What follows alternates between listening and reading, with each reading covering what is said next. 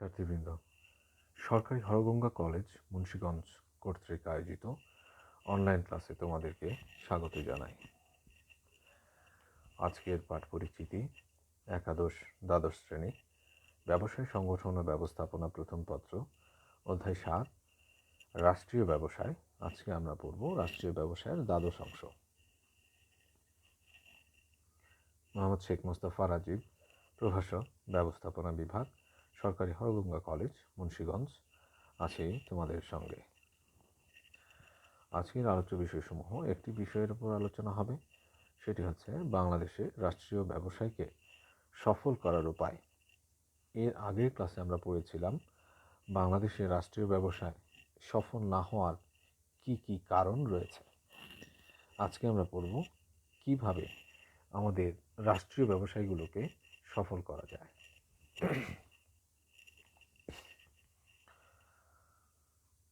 Ways to make successful state enterprise in Bangladesh.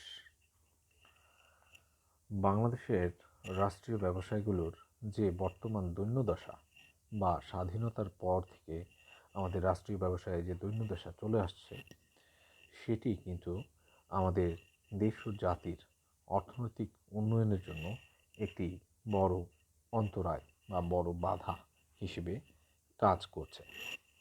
কেননা রাষ্ট্রীয় ব্যবসায়গুলো যদি সফল হতো এবং দেশ ও জাতির অর্থনৈতিক উন্নয়নে যদি ভূমিকা রাখতে পারত, তাহলে কিন্তু আমাদের দেশ আরও অনেকটাই কিন্তু এগিয়ে যেত, আরও অনেক আগে। তাহলে বাংলাদেশের রাষ্ট্রীয় ব্যবসায়কে সফল করার কি কি উপায় থাকতে পারে, সেই সুপারিশগুলো আমরা একটু দেখে নিই। এক হচ্ছে সুস্পষ্ট লক্ষ্য নির্ধারণ, ডিটারমিনেশন অফ ডেফিনিট গোল, অর্থাৎ রাষ্ট্রীয় ব্যবসায়ের সুস্পষ্ট সুনির্দিষ্ট লক্ষ্য বা উদ্দেশ্য নির্ধারণ করে নিতে হবে প্রথমেই। অর্থাৎ আমি রাষ্ট্রীয় ব্যবসায়টি বা রাষ্ট্রীয় ব্যবসায়গুলো কি উদ্দেশ্যে পরিচালিত করব, সেটি হতে পারে কিছু কিছু রাষ্ট্রীয় ব্যবসায় হতে পারে শুধুই জনকল্যাণের উদ্দেশ্যে, মানে অর্থাৎ শুধু জনকল্যাণটাই মুখ্য উদ্দেশ্য থাকবে এবং জনকল্যাণের জন্যই সেগুলো পরিচালিত হবে। আবার আরেক ভাগ এভাবে করা যেতে পারে যে জনকল্যাণ এবং মুনাফা অর্জন দুটি উদ্দেশ্যকেই সামনে রেখে, সমানভাবে দুটি উদ্দেশ্যকেই গুরুত্ব দিয়ে, দুটি লক্ষ্যকেই গুরুত্ব দিয়ে আমরা কিছু কিছু রাষ্ট্রীয় ব্যবসায় পরিচালনা করতে পারি। আবার কিছু কিছু রাষ্ট্রীয় ব্যবসায় শুধু মুনাফা অর্জনের জন্যই কিন্তু আমরা পরিচালনা করতে পারি, কেননা এখানে কিন্তু দেশের অর্থনৈতিক উন্নয়নে রাষ্ট্রীয় ব্যবসায়গুলো অবদান রাখার গুরুত্ব রয়েছে। অতএব এভাবে যদি সুস্পষ্ট লক্ষ্য নির্ধারণ করে রাষ্ট্রীয় ব্যবসায়গুলো প্রতিষ্ঠান ভিত্তিক আলাদা আলাদা লক্ষ্য নির্ধারণ করে যদি পরিচালনা করা যায়, তাহলে হয়তো বাংলাদেশের রাষ্ট্রীয় ব্যবসায়গুলো একটা সফলতার মুখ দেখতে পারে। দুই হচ্ছে পুনর্গঠন ও পুনর্বিন্যাস, রিকনস্ট্রাকশন অ্যান্ড রিঅ্যারেঞ্জমেন্ট, অর্থাৎ রাষ্ট্রীয় ব্যবসায়িকগুলোকে যে তাদের সাংগঠনিক কাঠামো রয়েছে বা বিভিন্ন বিষয়ে তাদেরকে কিন্তু ব্যবসায়ীগুলোকে পুনর্গঠন করা উচিত, ভেঙে আবার ঢেলে সাজানো উচিত। আইন কানুনেও কিছু পরিবর্তন আনা যেতে পারে। তাতে করে যেমন কিছু কিছু রাষ্ট্রীয় ব্যবসায় আছে যেগুলোকে কিন্তু বিরাষ্ট্রীকরণ করে দেয়া যায়, অর্থাৎ ডিন্যাশনালাইজেশন, অর্থাৎ রাষ্ট্রীয়করণ থেকে সেটিকে ডিন্যাশনালাইজেশন অর্থাৎ বিরাষ্ট্রীকরণ করা যেতে পারে, যদি সেটি দেশ ও জাতির অর্থনৈতিক উন্নয়নে ভূমিকা রাখতে পারে তেমনভাবে, তাহলে অবশ্যই সেরকম সিদ্ধান্তে যাওয়া যেতে পারে। আবার কিছু কিছু শিল্প প্রতিষ্ঠান রয়েছে রাষ্ট্রীয় ব্যবসায়ের, সেগুলো কিন্তু প্রয়োজনে কিন্তু বন্ধ করে দিতে হবে, কেননা হাজার হাজার কোটি টাকা যদি একটি রাষ্ট্রীয় ব্যবসায় থেকে ক্ষতি গুনতে হয় রাষ্ট্রকে, তাহলে সেটি কিন্তু দেশের অর্থনৈতিক উন্নয়নের জন্য একটি অন্তরায় বা বাধা হিসেবে কাজ করবে এবং আমাদের দেশকে কিন্তু, রাষ্ট্রকে কিন্তু পিছিয়ে দিবে। সেই জন্য প্রয়োজনে বিবেচনা করা যেতে পারে যে কোনো শিল্প প্রতিষ্ঠান, রাষ্ট্রীয় ব্যবসায় যদি অনেক বেশি ক্ষতির সম্মুখীন হয়, তাহলে সেটি বন্ধ করে দেওয়াটাই ভালো হবে। 3 হচ্ছে পেশাজীবী ব্যবস্থাপনার প্রবর্তন, ইন্ট্রোডাকশন অফ প্রফেশনাল ম্যানেজমেন্ট। অর্থাৎ এই যে আমলাতান্ত্রিক ব্যবস্থা, আমলাতান্ত্রিক আমলাতান্ত্রিক ব্যবস্থার মাধ্যমে যে ব্যবস্থাপনা পরিচালনা করা হচ্ছে রাষ্ট্রীয় ব্যবসায়ীগুলোকে, তাতে করে অনেক ক্ষেত্রে দেখা যাবে যে অভিজ্ঞতার অভাব, হ্যাঁ, দক্ষতার অভাব।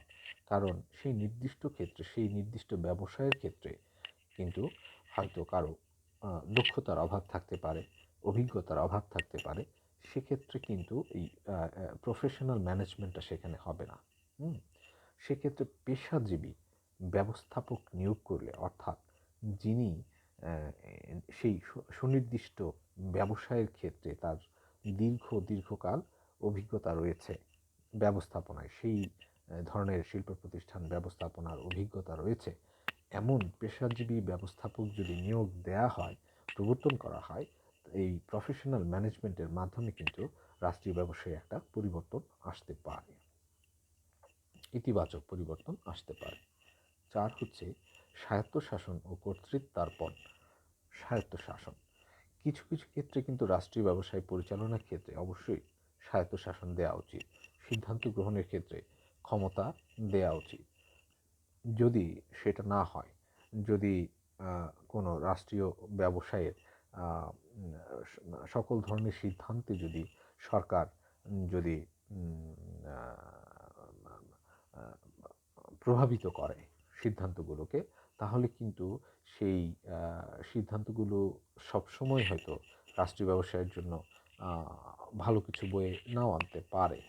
কেননা যদি এই সিদ্ধান্ত গ্রহণের ক্ষমতাগুলো যদি সম্পূর্ণভাবে সেই পেশাজীবী ব্যবস্থাপকগণকে দেওয়া হয়, তাহলে হয়তো তারা তাৎক্ষণিক সিদ্ধান্তগুলো সঠিকভাবে নিয়ে এই রাষ্ট্রীয় ব্যবসায়ীগুলোকে সামনের দিকে এগিয়ে নিয়ে যেতে উদ্বুদ্ধ হতে পারে, এবং সেটি দ্রুত কার্যকর করার একটা সম্ভাবনা তৈরি হয়। এটি হচ্ছে স্বায়ত্তশাসন ও কর্তৃত্বার্পণের ব্যাপার, autonomy and delegation of authority.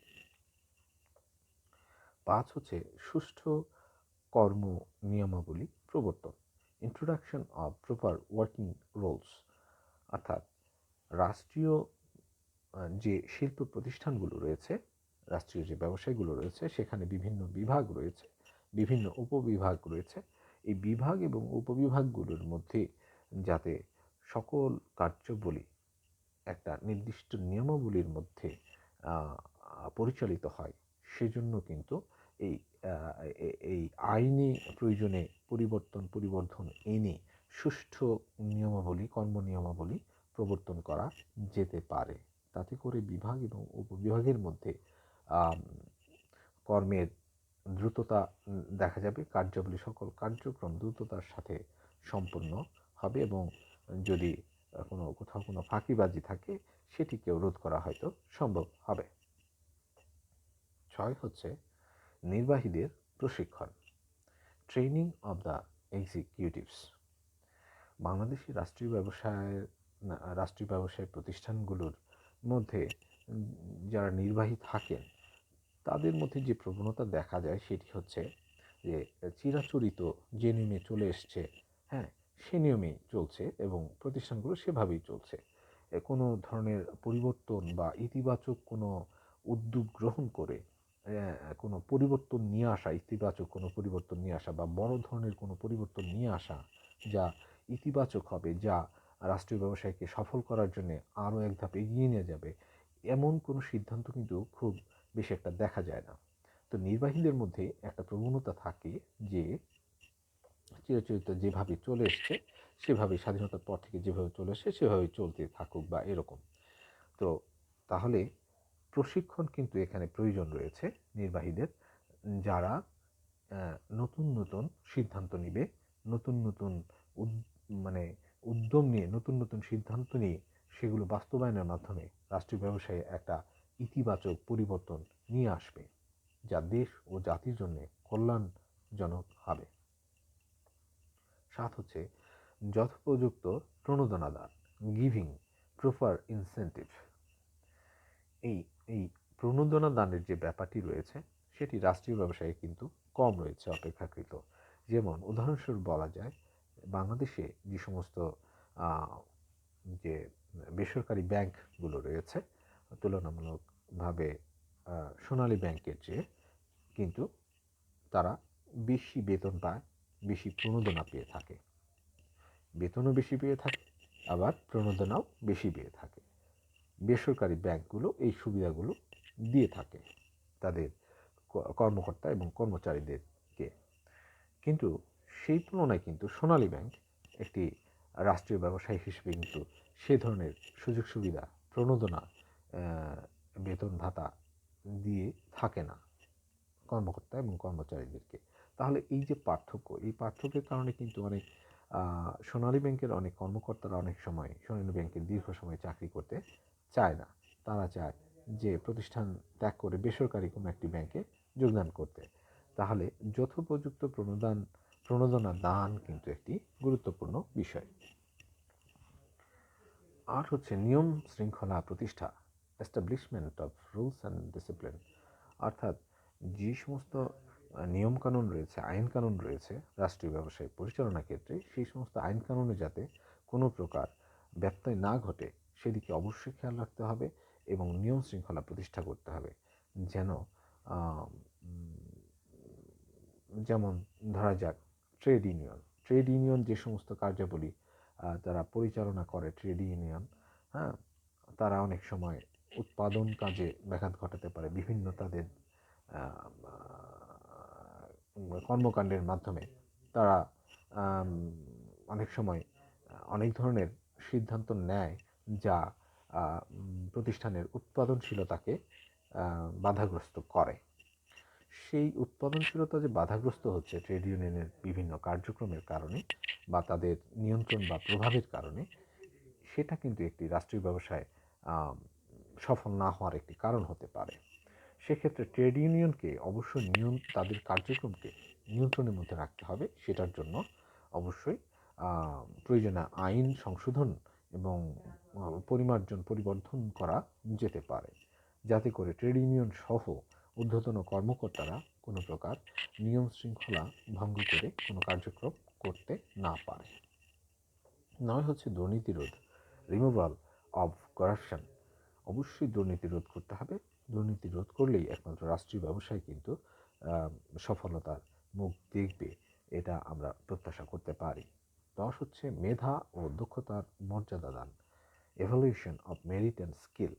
অবশ্যই কোনো প্রতিষ্ঠানকে সামনের দিকে এগিয়ে নিয়ে যেতে হলে অবশ্যই মেধাবীদের মূল্যায়ন করতে হবে এবং দক্ষদের মূল্যায়ন করতে হবে। যারা মেধাবী কর্মকর্তা রয়েছেন, যারা দক্ষ কর্মকর্তা রয়েছেন, কর্মচারী রয়েছেন, তাদেরকে অবশ্যই সঠিক মূল্যায়ন করতে হবে এবং সে অনুযায়ী তাদেরকে সুযোগ সুবিধা প্রদান করতে হবে এবং তাদের দায়িত্ব দিতে হবে।